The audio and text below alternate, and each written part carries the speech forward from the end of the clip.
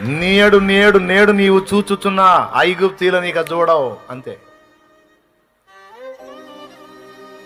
ఆ పక్వ దశకు వచ్చిన దాకా వెయిట్ చేస్తాడు. నీకు కాస్త ఉత్కంఠ ఉండొద్దు, కాస్త టెన్షన్ ఉండొద్దు, లేకపోతే లెక్కుంటా దేవుడు చేసే కార్యం నీకేముందిలే అనిపించదు.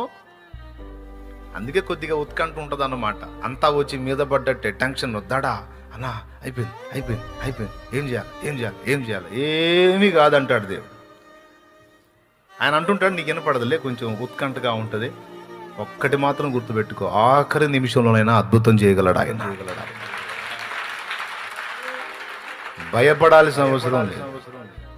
ఎందుకంటే ప్రతి ఆలస్యం ఒక అద్భుతాన్ని నీకు చూపిస్తుంది నమ్మితే.